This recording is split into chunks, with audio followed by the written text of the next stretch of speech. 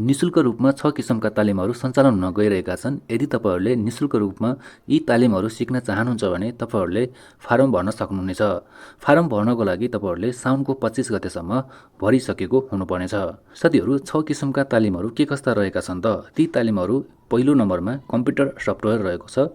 त्यसैगरी दोस्रो नम्बरमा जनरल मेकानिक्स रहेको छ। त्यसैगरी तेस्रो नम्बरमा केश सिँगार तथा ब्युटिसियन रहेको छ र त्यसैगरी नम्बर 4मा प्लम्बिङ रहेको छ र नम्बर 5मा सिलाइ कटाइ, त्यसैगरी नम्बर 6मा इलेक्ट्रोनिक्स मर्मत रहेको छ।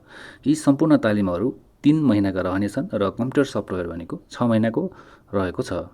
साथीहरू, इलेक्ट्रोनिक्स मर्मतका लागि 10 कक्षा उत्तीर्ण गरेको हुनुपर्नेछ र त्यसैगरी कम्प्युटर सफ्टवेयरको लागि पनि 10 कक्षा उत्तीर्ण गरेको हुनुपर्ने छ भने अन्य बाँकी ट्रेनिङहरूको लागि 8 कक्षा उत्तीर्ण गरेको व्यक्तिहरूले भर्न सक्नुहुनेछ। साथीहरू, यी तालिमहरू बागमती प्रदेश अन्तर्गत हेटौडामा सञ्चालन हुन गइरहेका छन्। तपाईँहरूले सम्बन्धित ठाउँमा गएर नै फारम भर्न सक्नुहुनेछ। फारम भर्नको लागि सामाजिक विकास कार्यालय मकवानपुर हेटौडामा उपस्थित हुनुपर्नेछ र तपाईँले अन्य कुनै आफ्नो व्यक्तिलाई पठाएर पनि फारम भर्न सक्नुहुनेछ। फारम भर्ने मिति साउनको 25 गते अन्तिम मिति रहेको छ र त्यसैगरी 26 गते, 27 गते र 28 गते विभिन्न तालिमहरूको अन्तर्वार्ता रहेको छ।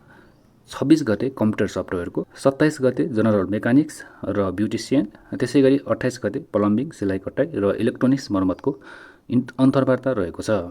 साथीहरू, तपाईँहरूले यसमा फारम भर्नको लागि नागरिकताको फोटोकपी, शैक्षिक योग्यताको प्रमाणपत्रहरू लिएर साउनको 25 गतेभित्र भरिसक्नुपर्नेछ। यसमा उमेरको हकको कुरा गर्नुपर्दा 16 वर्ष पुरा भई 40 वर्ष ननागेको हुनुपर्नेछ। यी तालिमहरूमा सहभागिताको लागि विशेष गरेर गरिब, विपन्न, दलित, महिला, पिछडिएको वर्ग, अपाङ्ग, जनआन्दोलनमा घाइते, शहीद परिवार तथा एकल महिलालाई बढी प्राथमिकता दिइनेछ।